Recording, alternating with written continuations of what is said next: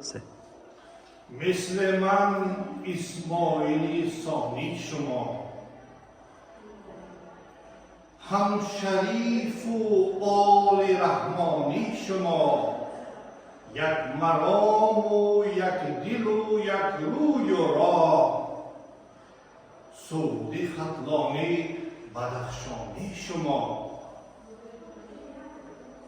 گر بر سر نفس خود امیری مردی، بر کور و کرم و تن نگیری مردی. مردی نبود فتاده را پای زدن، گر دستی فتاده بگیری مردی.